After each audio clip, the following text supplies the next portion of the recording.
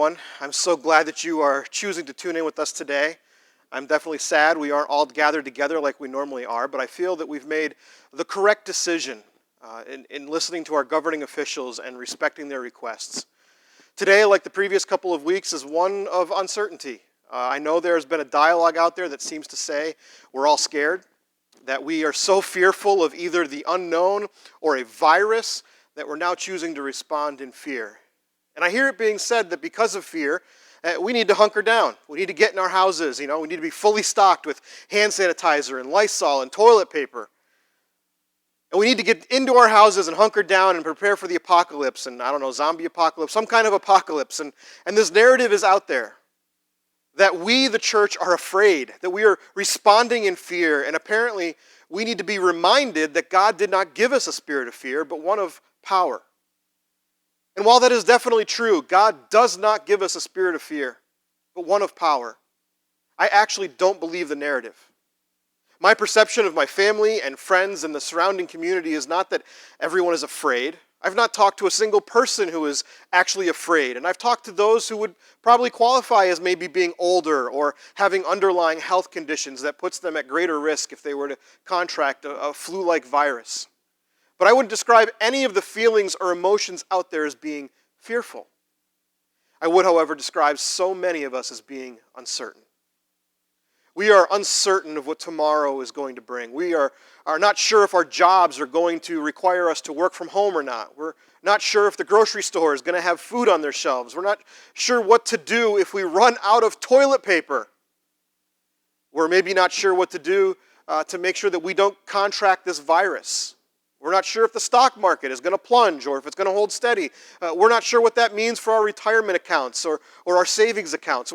We are not sure what to do if they close the schools and what that means for our children and our schedules and how figuring out childcare and all that type of stuff.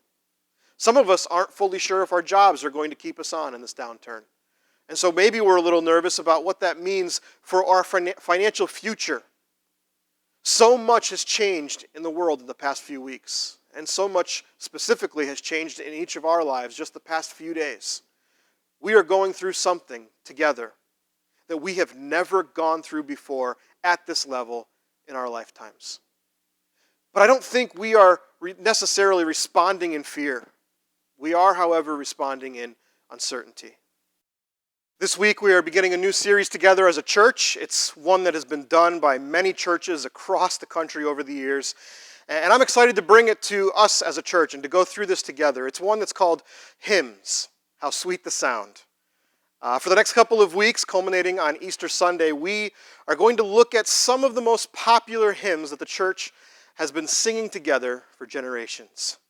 If you've ever, maybe you've never experienced a church gathering here at Hope, but you could probably guess just by looking at the stage behind me that we love our music.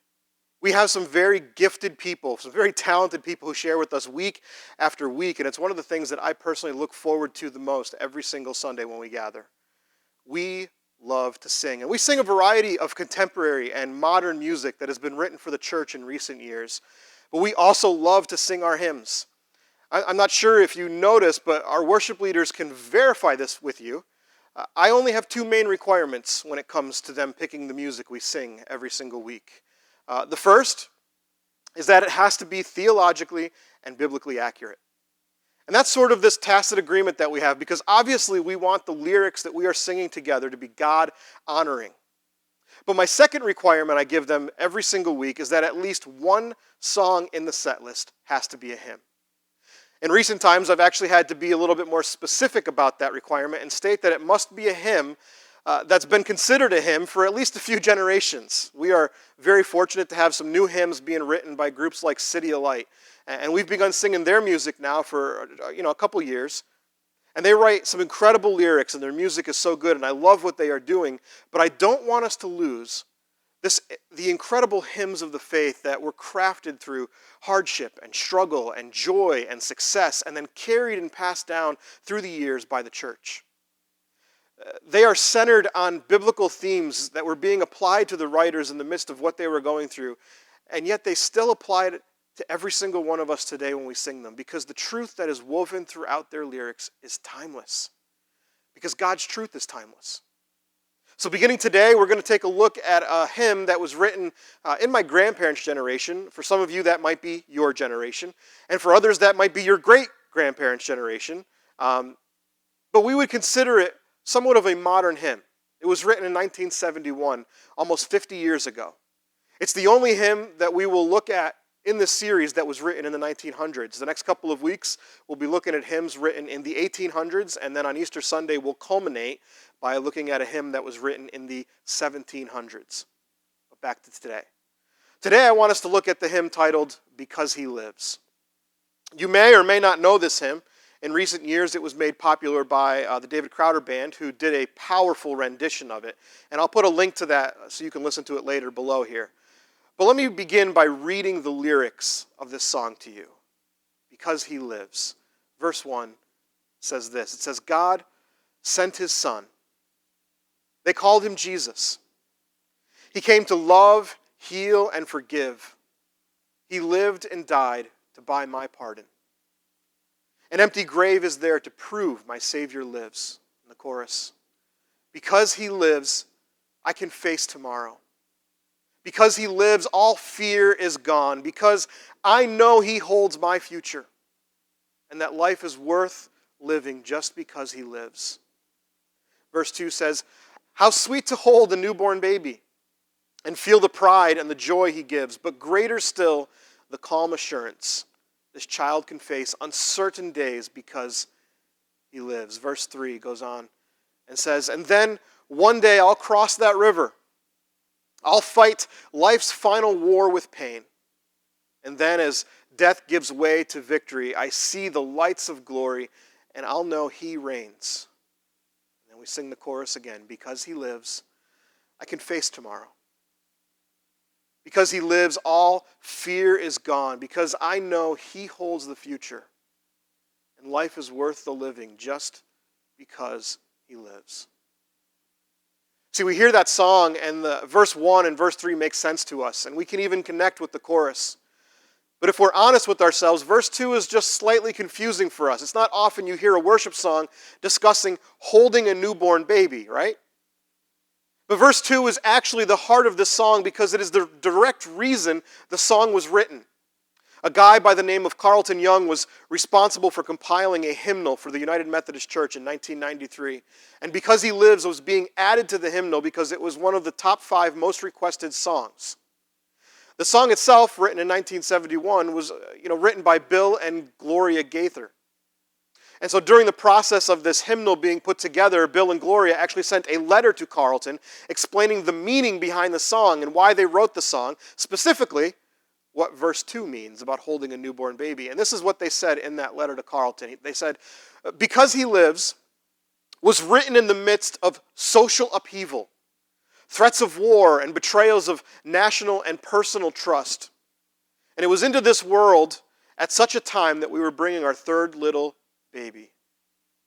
Assassinations, drug trafficking, war monopolized the headlines, and it was in the midst of this kind of uncertainty that the assurance of the lordship of the risen Christ blew across our troubled minds like a cooling breeze in the parched desert.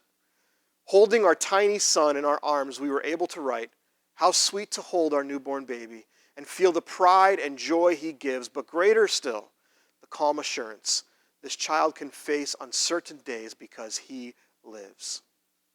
They go on to say, Because He Lives begins with the empty grave on Easter Sunday, and stanza 2 is about hope even in uncertain days because of the singular significance of the resurrection event.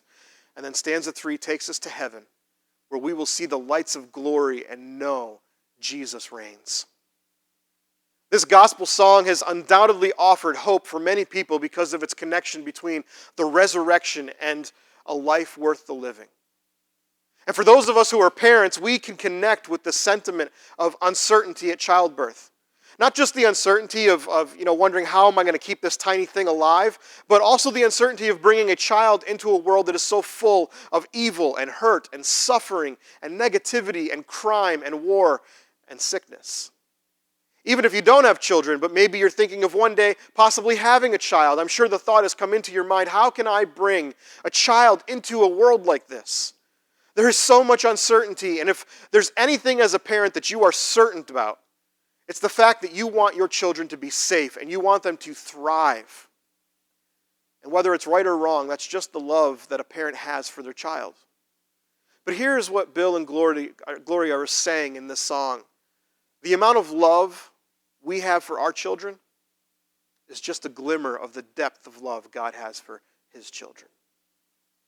You see, Bill and Gloria also tell us that the song was inspired by John chapter 14, verse 19. And in John chapter 14, Jesus is sitting with his disciples, and they're having a conversation that they don't even understand fully. They didn't know what was about to happen. And Jesus is trying to prepare them for when he was crucified, because he knew when they experienced him leaving them in death, they'd be devastated. They'd be scared. They'd be uncertain about the future. And he says in verse 19, he says, "Yet a little while, and the world will see me no more, but you will see me. Because I live, you also will live." Jesus is preparing to go to the cross, and he knew exactly how his disciples would feel. And so he's telling them that he might be leaving them physically. But his love is requiring that he leave them physically. And that would be tough to understand for them. That's tough to swallow. But he tells them, "I will not leave you like an orphan. I'm not leaving you because you aren't worth it, or you don't mean something to me, or because I have something better to do. I'm leaving because I love you. And my love for you requires an incredible sacrifice so that you can spend eternity with me. And I love you so much that I'm willing to go through an immense amount of physical trauma in order to make that a possibility. So I am leaving." But as he says to them in the previous verse, he says, "I'm not going to leave you like an orphan. I will not leave you on uncertain ground. I will not leave you without a plan. So for a little while you won't see me, but only for a little while. You will see me again. Because I will die, yes, but then I will live. I will conquer death. I will tear the veil that separates the Creator from his creation. I will restore the family, and God will be your God, and you will be his children because I live.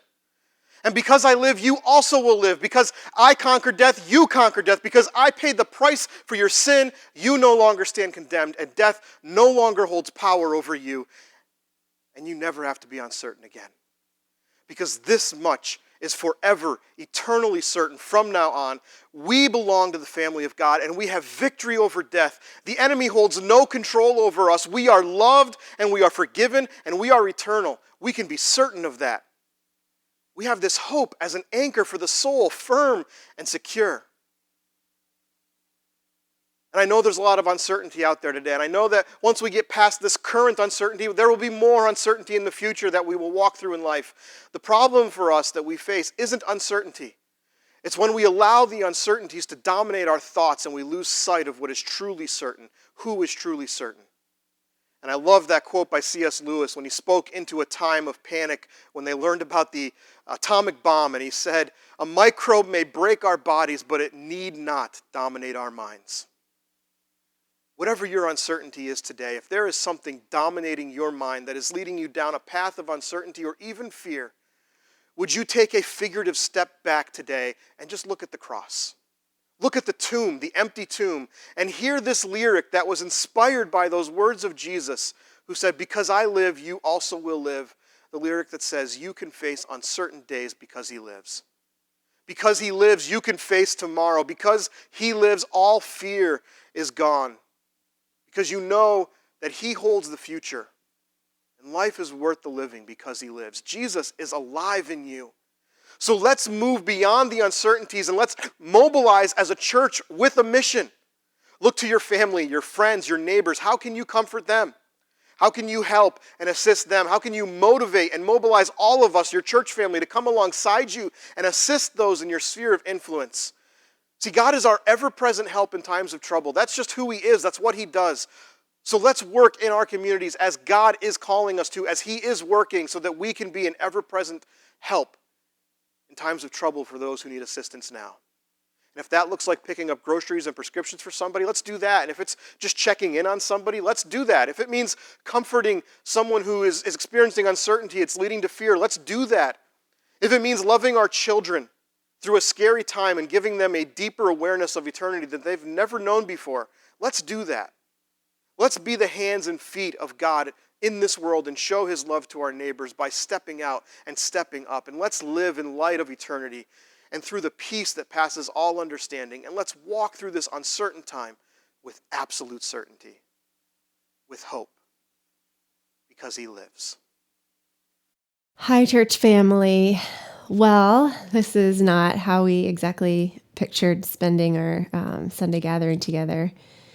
But this is where we're at. And so we're just thankful for this opportunity, thanks to technology, that we can still meet like this. It's kind of, we're not all singing in one room like we normally do on Sunday mornings, but it's kind of neat for me to picture all of us in our homes, just kind of taking this moment collectively to raise our voices in song in unison, even though we can't hear one another. But as I sing Because He Lives, if you just join with me wherever you are, and just sing out kind of in solidarity as a church, just proclaiming the truth of who our trust is resting in these uncertain times. I think it's incredible that this song was in our plan and on the set list even before all of this sort of escalated this week. And that is not an accident. Our God is so intentional in his messages to us and in his care for us. And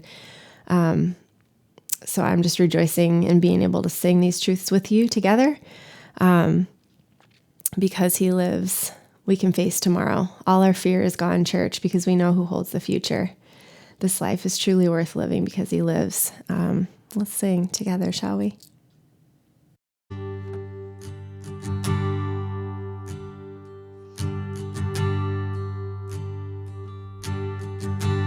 God sent his son.